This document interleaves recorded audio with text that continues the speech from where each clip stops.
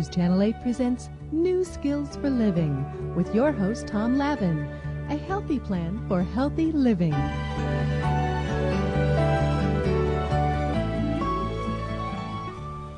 Hello and welcome to New Skills for Living, a show dedicated to healing and wholeness in our community. We're very glad to have you with us here today. We're going to be talking about anxiety. You may have struggled with anxiety. Maybe a family member or a friend has struggled with anxiety. So we're going to take a look at what is anxiety, and then we're going to take a look at a very powerful perspective on dealing with anxiety, the perspective of acceptance and commitment therapy. So we hope that you'll stay with us today, and I'm sure you'll learn a lot about this topic. We have a great guest, Dr. Stephen Hayes. Dr. Hayes, this is his fourth time back at the show. It's great to have Dr. Hayes here. He is a foundation professor in the psychology department at the University of Nevada, Reno. He is also the co-founder of Acceptance and Commitment Therapy and the author of this book, Get Out of Your Mind and Into Your Life, which is an excellent introductory workbook for dealing with anxiety and depression and substance abuse and a number of challenges that we can face in our life. So, Steve, it's great to have you back here to New Skills. Great to be back with you, Tom. So, Steve, let me just kind of ask you that obvious first question. If you could share with us from an ACT perspective, what is anxiety? Anxiety is not just a simple emotion, it's a collection of thoughts, feelings, and urges. It originally came, as you know, from a word that meant to have a difficulty in breathing. Yes, yes. And inside that collection of thoughts, feelings, bodily sensations, are things that may be useful to learn about. But what it pulls from us normally is this kind of problem-solving approach where we need to get rid of it, diminish it, run away from it. And a lot of problems that we have with anxiety are really not the problems from the anxiety itself, or the thoughts, or the bodily sensations that come along with that emotion, but from all the damage that we do to our lives when we try to run away rather than experience it and see what's inside it. And then be able to shift our attention towards things that are more important in our life, such as what we really care about and what we want to create. So that's our approach, is to take the time to see what's there and then to be able to shift towards what's important. So, Steve, are you saying that anxiety is not the problem? The problem is the ways that we've tried to remove the anxiety that ends up creating the problem. Am I hearing you correctly? Absolutely. When people come in with an anxiety disorder, it's really a kind of avoidance and entanglement disorder in which anxiety is getting to be more and more central. It's taking more and more of our attention, more and more of our time. And as we try to get rid of it, we often threaten ourselves. If this doesn't go away, terrible things are going to happen.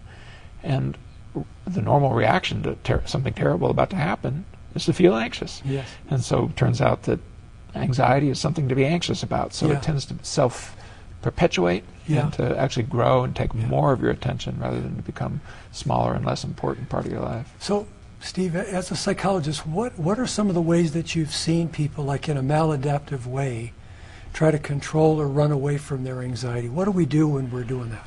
Well, we withdraw from social opportunities, let's say, because they might be too frightening. We try to live life very small or very quietly, sort of metaphorically.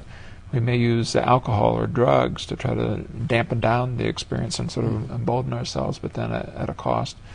And we may refuse to take promotions or to rise to opportunities as they come along because, that's just not for me, or that makes me too anxious. And over time, anxiety begins to demand more and more. As you feed it in that way, it will grow, and eventually it's taking things that are very central to functioning. You may be unable to travel or to go out with your kids or to visit your friends or to be on the phone, or at the most severe level, it'll take away almost everything. Yeah. So, Steve, if I'm hearing, so it's not so much the anxiety that diminishes our life, it's what we do to try to control or avoid the anxiety that diminishes our life. I think we have a lot of reasons to believe now, and it's not just ACT. I think a lot of the more modern therapies realize that it's not our emotions, thoughts, and sensations that are the key issue. It's our relationship to them. And we really need to focus on how we're learning to feel what we feel, think what we think, in a way that takes what is of use in it. Because sometimes there's things inside anxiety that tell us things that we need to learn. If you're about to go home with somebody who's unsafe, you want to feel anxiety. If you're about to do something that's unwise, you want to feel anxiety. And in this kind of numbing down that we do, sometimes we lose the benefits of anxiety, and we end up making bad decisions as a result. But then as we relate to this in a different way, we have the chance to, with our anxiety, step forward towards what we really care about, and that's really what life is about anyway. So, Steve, so what you were saying is, and we need to be wrapping up here, though, is that as we let our thoughts and our feelings come up, we really listen to them, and then we determine what type of action we would like to take based on our values. Exactly. I mean, you may feel anxious in a moment because it has something to do with your history. It may remind you of something that was painful in the past. Your past is not your enemy. Your past is your source of wisdom, so you want to be able to access that. All right. Well, Steve, this time has gone so fast, and we'll continue talking with Dr. Stephen Hayes right after this brief break. Hello, and welcome back to New Skills for Living. You'll see up on your screen the website, www.easeap.com, where you will be able to see Dr. Hayes' interview and streaming video. Dr. Hayes also has 3 other interviews on that website and streaming video, as well as other ACT therapists like Jacqueline Pistorello, Victoria Follett, Jennifer Plum, Kelly Wilson. So also on that website, you'll be able to access over 90 newsletters that will talk about various aspects of dealing with anxiety, depression, relationships, substance abuse, raising children, and these newsletters are all free to you and to your friends.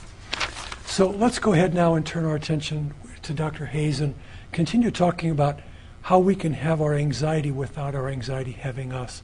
And so, Steve, as we were talking about, mindfulness is such an important part of acceptance and commitment therapy. And I'd ask you if you were willing to kind of guide us through, because so many of us have heard about mindfulness, but we really don't know what it is. Yeah. Would you go ahead and guide us through a mindfulness type practice, Steve? Yeah, I'd be very willing to do that. And this is one, if I could just give it an orientation, that sort of shows that even when you're struggling with anxiety, there's a wiser part of you. So without even having to sort of say what to do, I'm going to try to do something that will open up some wisdom within that will tell you what to do based on what you already know. Okay. Let's just see if we can do that. Okay. So if I could ask people at home yes. to pick something that they've struggled with in the area of anxiety and to sort of think about what it is they're going to focus on and then to get themselves in a comfortable place. So, Steve, so that might be, they might struggle with like fear of rejection. Exactly. An upcoming job interview, an upcoming date, like what's something that arouses anxiety, huh? Exactly. And it would be especially good if you pick something where there's some self-judgment, some self-blame, but there's also some emotions that go with it. Okay. So if I could ask that the people get themselves seated in a place where they're comfortable and to close their eyes. Okay, I'll do it along with you. Awesome. And then to start out in the world of sensation, because that's what's in the now. And simply to notice what it feels like to sit where you're sitting. If you're sitting in some piece of furniture, notice where you touch that furniture. And just go inside your body and kind of, as if you're almost like drawing a diagram of where your body touches the thing you're touching. And then you might take a breath and notice the temperature of the air coming in, and notice it's a little different than the temperature of the air going out. And then to notice that there's a part of you that just noticed those sensations. There's a person behind those eyes of yours, and your body didn't notice itself touching the chair, and your breath didn't notice itself. You noticed your breath in your body. And so then what I'd like you to do is get in touch with that anxiety, actually go from that perspective or point of view, that part of you that watches and observes, and find this issue and metaphorically kind of put it on your lap. And just kind of let it sit there as a collection of feelings that you have, thoughts that you have, urges that you have. And then I want you to take that sense of looking at these things and have it metaphorically leave your body. And you actually are now standing in front of yourself, looking at yourself, sitting there, remembering and looking at, sensing and feeling and thinking these things that are painful. What do you think about that person in front of you? Is this a whole person there? And then as you look at yourself sitting there with this issue, go over to the side of the room where you are and look at yourself from that point of view. You know what's going on the inside, but notice what's on the outside. Would other people be able to see that there's struggles that you have? And what do you feel about that person you're looking at? Knowing what's going on inside you. And then suddenly you realize that you're not looking at yourself. This is a memory. It's now 10 years from now. Life has gone on and unfolded in a good, healthy way, and you've become wiser, and you're remembering this moment when you were feeling so anxious, you were sitting here struggling, and you can picture that time when you sort of pictured yourself from the side of the room. And actually see, don't just think about this, but see yourself sitting there with this painful issue from 10 years from now. And the question I have for you is, if this could actually happen, what wisdom would you want to pass on across those 10 years to yourself right now? Seeing that struggle, seeing that suffering, seeing that person that you are, what would you like to, if you could write a little note across the ages, what would it be? And then remembering that note, let's come back across the room, back, take another look at yourself sitting there, and then inside your body again, remembering what you just said to yourself about all these struggles. And we'll take that anxiety, we'll pick it off your lap, we'll put it where you are, and then when you're ready, just come out and open your eyes.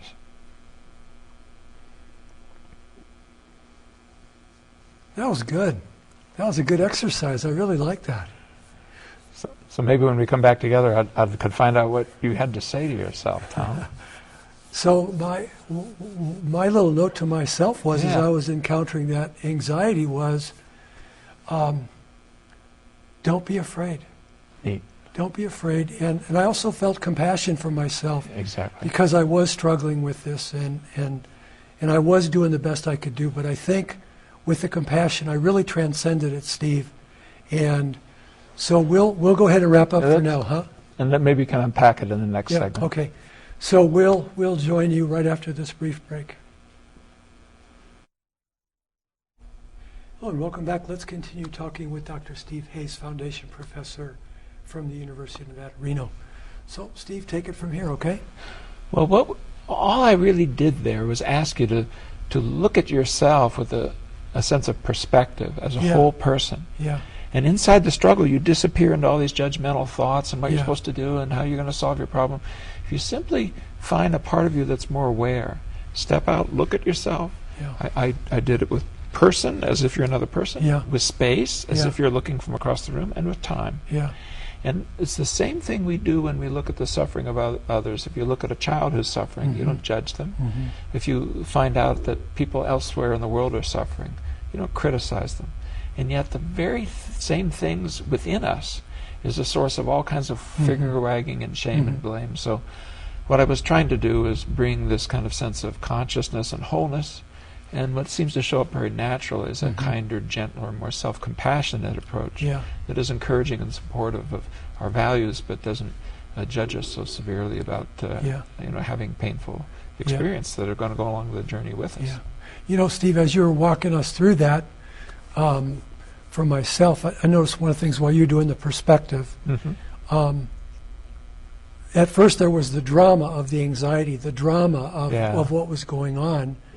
And when you led us through that perspective orientation, along with having just more compassion for myself as a human being struggling with this issue, the drama kind of deflated as well. And I guess there was a sense of diffusion there. You know, the part of the drama is that there's going to be winners and losers, and you're going to pick the winners and losers. Yeah. But this is a kind of self-fractionation. It's as if only part of you can win, part of you has to lose. If you instead are simply able to hold yourself in consciousness, then there's a wholeness that's there. All of you, including painful parts of your history that show up in the form of anxiety and so forth. And And that way, the kind of selfish parts within us don't steal our moments. These anxious thoughts and feelings try to steal our moments. Yeah, they do. And at their worst, they will take our whole life. Yeah. They'll say our whole life is about that. Yeah. And meanwhile, we have children to raise and spouses to love and fun to be had and contributions to be made. Yeah. And it's too high a cost. So if we can get back to the whole of us and sort of dampen down that selfish part of us, you may not think of it that way, but these feelings are very sort of self-centered. They want to grab all your moments and sort of feed off your life. Yeah. And the self-compassion, Steve, don't you find that it kind of gets us back in touch with our values, and then we want to live our values. We want to like say yes to life and get moving. Can you talk a little bit more about that? I think it's a natural thing. I mean, once we sort of show up here and we're no longer waiting for our life to start when we get fixed or repaired, well, then the next thing was, well, then what am I going to do? And I think it's that you get to do really what you care about. That's how you get to spend your moments. And if we can move fairly quickly from trying to win these wars within to instead trying to get with all of these reactions and see what's useful about them and then shift our attention towards that, that has a deeply empowering message, which is our life can start now, and we don't have to wait. We're not broken. We don't have to be repaired. We can take our anxieties and our fears and our self-judgments as just one of many reactions we're having and move our attention towards the people that we love and the life that we want to live. Yeah. Now, again, very briefly, we may not have enough time in this segment, but we only got about a minute. But, of course, in this book, there are, Steve was talking about values, and in Steve's book, there is an inventory back here where you take a look at various dimensions of life, like what do you really care about in terms of your health, your family, your community, your education, your career. In about 30 seconds, Steve, can you kind of summarize? Well, often we put those things on hold, you notice. When we're fighting the war within, we sort of have this illusion that when the war is won, then we can start living. And these central questions of what do you really want get put on the shelf. So let's take them down off the shelf. Let's look at those questions right now and look within and find the places that bring us vitality, meaning, and purpose right in our lives, right here, right now. Yeah, that's excellent, Steve. Thank you for that summary. And we'll join you right after this brief break. We'll continue talking with Dr. Hayes. Hello and welcome back. We're going to continue talking with Dr. Hayes about ending the struggle with anxiety and then also talk about compassion. So, Steve, could you go ahead and share with us your wisdom and your perspective about the importance of self-compassion and compassion for others? Well, really, the essence of what we've been talking about, Tom, is self-compassion, of taking a kinder approach to yourself that's more open and aware, and that connects you to your common humanity with others. And when we step back and kind of look at yourself, that's part of what you're doing. It's the same thing that's involved when you look at the suffering that's going on around the world and you imagine what would it be like to be in that person's shoes. And you kind of remember that's a human being and taking a kind of kinder approach to it. So these are two sides of the same coin. Self-compassion helps you to be with an increasingly difficult and painful world in many ways because we constantly know what's happening around the world and the Newtowns and the Auroras and in the wars across the world and the suffering that people are going through. And I think in the modern world we can't avoid that. We simply cannot pretend as though we're living isolated. And these anxiety struggles ironically kind of pull us into this kind of alienated, isolated place.